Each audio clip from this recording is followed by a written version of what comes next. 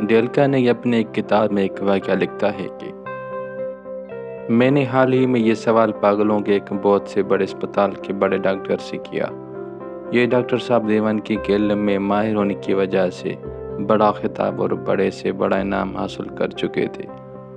انہوں نے مجھے صاف لفظوں میں بتایا کہ انہیں یہ علم میں نہیں ہے کہ لوگ کیوں پاگل ہو جاتے ہیں، ٹھیک طرح سے کوئی بھی نہیں جانتا۔ لیکن انہوں نے یہ بات ضرور بتائی کہ بہت سے پاگل ہونے والے لوگ دیوانگی میں احساس برتری کی تسکین حاصل کر لیتے ہیں، کیونکہ اصلی زندگی میں وہ اپنے اس جذبے کی تسکین نہ کر سکے۔ انہوں نے کہا کہ میرے زیر علاج اس وقت ایک مریضہ ہے جس کی شادی ایک زبردست المیہ ثابت ہوئی۔ وہ محبت، جنسی تسکین، بچے اور سماجی عزت کی بھوکی تھی، لیکن زندگی نے اس کی تمام امیدوں پر پانی پھیر دیا۔ اس کا خاوند اس سے محبت نہ کر سکا اور اس نے اس کے ساتھ بیٹھ کر کھانا پینے سے بھی انکار کر دیا۔ وہ حاکماً اپنا کھانا اوپر کی منزل میں منگوا کر کھانے لگا۔ اس کی کوئی اولاد نہیں ہوئی، نہ کوئی سماجی مرتبہ تھا، لہٰذا وہ پاگل ہو گئی۔ اس نے اپنی تخیل میں اپنے خاوند کو طلاق دے دی اور اپنے آپ کو اس نام سے پکارنے لگی جو نام اس کے والدین نے رکھا تھا۔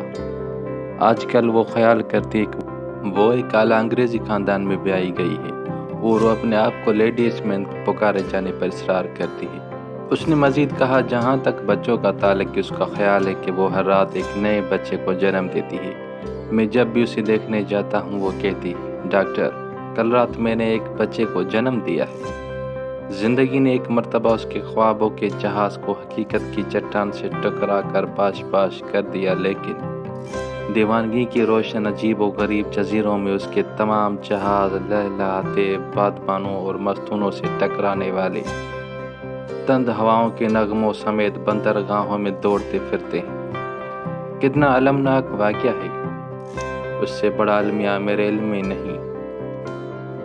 اس نوجوان عورت کے طبیب نے مجھ سے کہا، اگر میری طاقت میں اس کا علاج ہو اور میں اسے صحیح الذہن بنانے کے قابل بھی ہوں تو میں ہرگز ایسا نہیں کروں۔ وہ اپنی موجودہ حالت میں اب بہت زیادہ خوش ہے۔ اجتماعی زندگی میں پاگل لوگ ہم اور آپ سے زیادہ خوش باش ہوتے ہیں، اکثر ہی اپنی دیوانگی سے لطف اٹھاتے ہیں۔ انہوں نے اپنے مسائل حل کر لیے ہیں۔